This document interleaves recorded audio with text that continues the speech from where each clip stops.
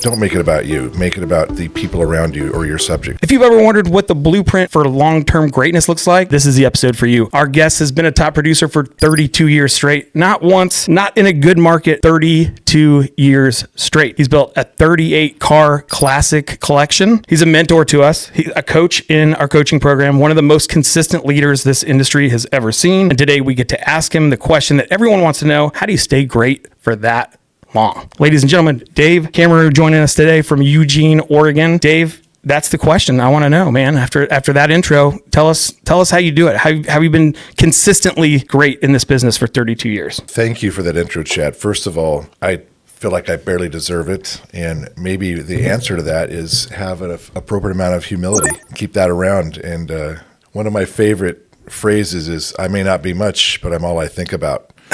And you guys have heard me say that before, and it's kind of a joke.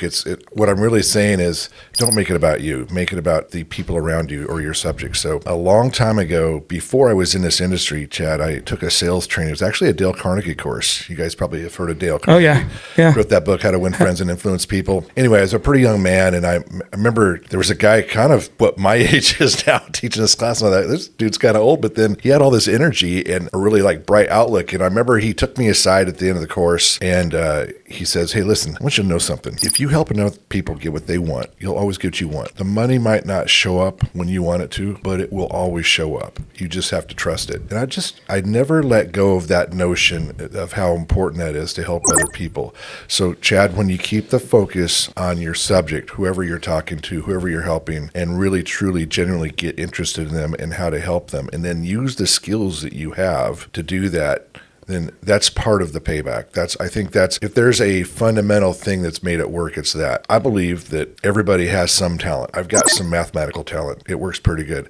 I didn't know that it was that good until I got into this business a little bit longer, so I can think fast with numbers. That helps me. It doesn't mean you have to have that, but I have it, and it's very helpful. And I also grew up... Yeah, they since invented calculators since you got into the business. Right.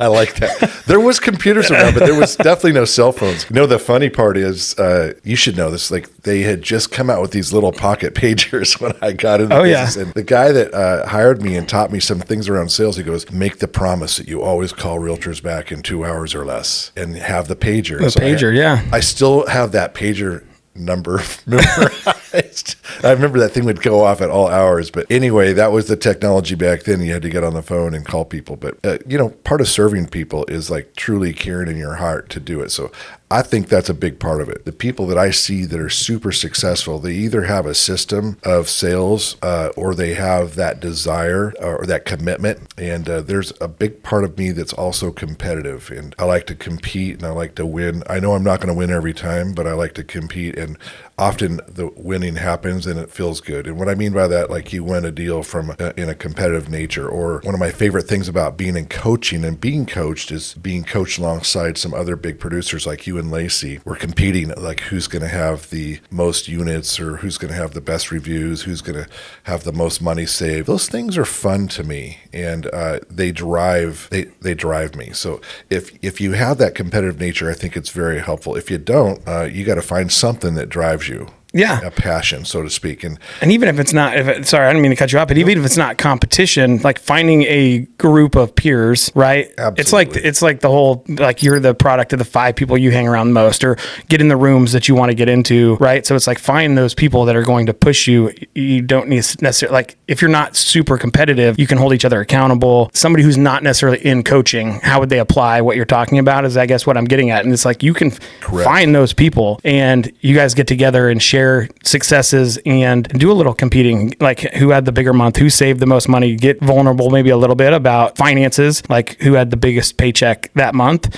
I think there's stigmas where people don't want to talk about that. But I think once we get past that. When you're in business and you can be transparent, that's when you are truly in a learning mode. Really what I'm talking about is being a lifelong student. And Chad, I think the best thing in our business, and this translates to not just lending and real estate, but I think any business is always to be a student and always be learning. And so our coaching system has provided that opportunity. So I think that's, if there was a couple key things, coaching and being part of a coaching program, and then growing enough to where you're allowed to be, you're good enough that you can coach other people. There's a big part of accountability in being a teacher who's also working in the business. Definitely. And I tell you to do something and I'm not doing it, you're just not legitimate. And so that's a big part of it. I think being held accountable by your actions and what you're asking other people to do, because you know it works. So there's consistent effort. You make prospecting a priority, and to me, prospecting is always thinking about what that other person, the next conversation you're going to have, the next person you're going to call, whoever you're talking to, what matters to them. If you're truly in tune with what they need and you care about it and you follow through on it and you look for ways to help them, I mean, honestly, that's sales. And it's leading somebody through a process or an experience and with knowledge that you have and like doing the best for them. And I think about this, what would I do if it was my mom or my brother or my best friend, somebody I truly care about? What would I do for them? You got to treat everybody like that. And when you feel that way about them, or if you catch yourself not thinking that way about them, then, and that's happened to me, I catch myself and say, wait a minute, I'm not doing everything that I should be doing. And then I pull myself back in. So I think being centered around that and the focus on the client is super, super important. When I say the client, it's anybody I'm talking to. It's a coaching student. It could be somebody who works for me, a loan officer, or one of our other employees. You know, there's all sorts of production staff. It could be an external client, which is a realtor referral partner or another business referral partner, or it can be one of the people actually getting a loan from us. But all of those people, they all deserve to get treated the same way, and that is they get the best that I can offer at that moment. Does that make sense? It does make sense. Yeah. And then I could have all sorts of other tactics. And I've been in burnout mode in this business before, but the way to stay consistent over a long period of time is to be around like-minded people. I believe being in a coaching program is the way, that's what's made it happen for me for the last 21 years. And then also, actually it's been longer than that, 22 years now. Yeah. And you continue to be coached now. Like we were talking about it earlier when I asked you, and, you know, not to get too far into the finances, but you could have retired years ago, right? Correct. Like we did the, how much money do you need to retire exercise, and you're, you know, pushing 2 million over that. Yes, over that number. More than I need. Right. And it's, you know what? It's a great place to be. And I'll tell you, I have other colleagues and people I've coached who've also reached that level. You know what's interesting? Those of us who stay in the business, because some of them have retired. Like there's Scott Oliver, for example. He hit the number and he retired, and he's living his life and he's happy. Sure. But a lot of the rest of us, we're still doing it because now we do it because we're passionate about it. Yeah, that's what I was going to say. I mean, it's incredible that you're that committed to coaching that even past the point where you could retire, you could ride off into the sunset. You could have a while ago, and you continue to pay to be in a coaching program. A testament to coaching for sure for you. Well, Chad, there's 5 motivations, right? So there's first of all, there's the basic needs: food, clothing, shelter. Like then there's gathering stuff, then there's competition, then there's building wealth, and then there's legacy. I'm probably in the building wealth and legacy mode the most, if I realistically. But I keep my head in the bottom. I keep my head in a little bit. I'm hungry. I don't have enough. You put yourself in the mindset like you're kind of like just starting out. A little bit of a hunger mindset. And I tell you what, that really helps me on days when, this business can be rough. And there's days when if you had enough money, you could I'd like to quit. I know so many people that we help. You do too. And it's sad to me. And they're in jobs or they're doing something that they have to do because they need money, but they don't really like it. Right. They don't enjoy their job. And it breaks my heart to see that. And I feel so fortunate that we don't have that. Like, I love what we do, helping people and doing that stuff and seeing that light bulb go on with a student or a client, or you get them a house. And I mean, there's some wonderful things that we get to experience. Those are things that drive me. How do you trick your mind into believing that you need money? It's easy. I move all my money into another account, and then I look at the account that it came out of, and there's hardly anything in it. Or there's another car I want, and I'm like, okay, if I want that car, I'm going to have to I got to close 15 loans this month. Yeah, I mean, I guess it's true. Like the neuroscience and everything says that like your brain doesn't really understand like truth or not. It's whatever you feed it is what your brain just processes, right? So if you're feeding it, hey, I don't have much money, look at this account, it's not automatically thinking about, oh no, you do, like you're feeding it information and it's processing that rationale. Yeah. I'll throw a name out there, Rene Rodriguez. We all know him, and he's really good at this neuroscience and sales, but he's helped me a lot in that area. We just did an episode on him, actually. We just did an episode before this one filmed, so it's probably an episode or two prior to this one dropping. If you want to get into the Rene Rodriguez stuff. He's amazing. Well, we all know him because here's what his stuff is excellent. And I've been a student of his, and he's one of the people that I pay to coach me, for example, and he's worth every penny. It's not a plug for Rene, like his stuff really works, but if you want to learn more about how your brain works and how to help other people and motivate them, he's very, very helpful that way. And his stuff is real, and it goes to the core basics of how your brain actually works. And it's funny, Chad, once you understand how your brain works, you can start, you can program yourself. Over the years, and you know my partner in the branch, Robin, she's a pretty spectacular person too, just like you and Lacey. No doubt. Yeah. And she's gone through some of Renee's stuff as well. In fact, I think she's done more of it than I have. But we both have the same kind of idea around mindset, and that is that energy, and this might not I believe it is an absolute law of physics. There's positive and negative energy. That's how the universe runs. Yeah, absolutely. Yeah. And those vibrations, and you can tune into the negative vibration if you want, or you can tune into the positive vibration. And I choose to tune into the positive vibration. And it's just as easy as a choice.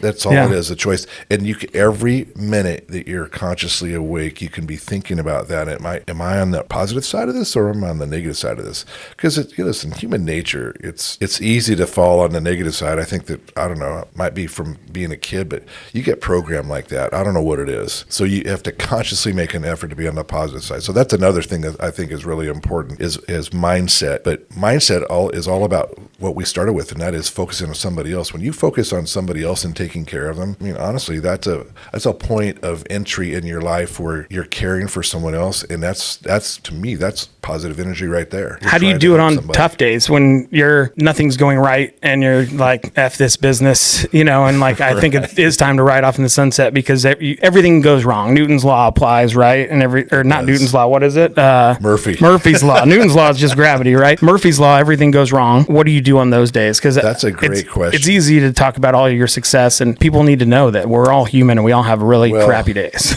Funny movie, Happy Gilmore. Remember that one? Oh, yeah. Go to your happy place. My happy place doesn't look anything like his in the movie, but my happy place is like call somebody that I know that I really like. There's a number of realtor partners and other financial people that I know. There's other loan officers like you and Lacey, for example. There's so many people. If I'm having a rough day, I will call somebody who I know I'm going to get a positive response. And I even say, I need a reset. Me and Jimmy used to do that for each other. And we still do occasionally, but there was a time where I needed it a lot. When I first started being a branch manager, Chad, it was not fun. I think I had 2 years of pain. I'm like, I'm not making any money. I feel responsible for these people. This is a tough job. I love it, but I hate it at the same time. I literally had to get on a call with somebody almost every day and kind of get a little rah-rah. But that's my tactic. And listen, we all have tough days. You have a tough day or a tough moment, pick up the phone, call a client that you just got a 5-star review from. Call one of your favorite real estate agents or one of your favorite business people that you do business with, or maybe a colleague. Like if I had a really rough day, I know I could call you or Lacey, and you guys would cheer me up. No doubt. And then,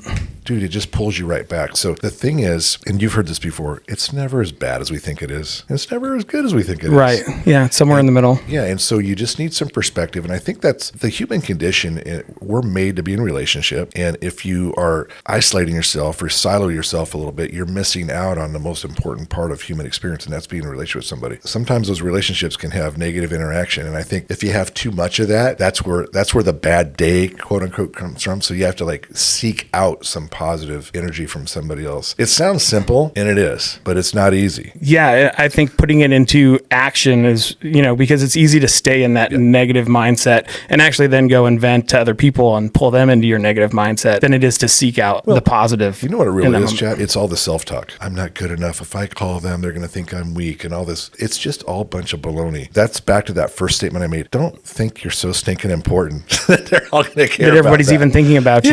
We started here. I'm like, my good side to the camera. No one really cares. Right. What they do care about is how you make them feel. And so if you just remember that and you keep focusing on that, and then you're like, I want to make sure that I always help people feel good and feel good about what they're doing. I mean, that's not an easy thing to do, but if you focus on it, it will happen the majority of the time. So that's a lot of fun. And then it translates outside of business into every aspect of life too. No doubt. I feel very fortunate. I have a really good long-term marriage. I love all my kids. I'm in a great relationship with all my kids. kids. I'm really close to a couple of my siblings. I got a ton of friends. I'm just really, really lucky when I think about it. And then I got all this other stuff that I get to do, like the travel and the car thing. If you're a car guy or gal, you understand what I'm saying. But a lot of people are like, why are you so gaga over cars? It's just metal.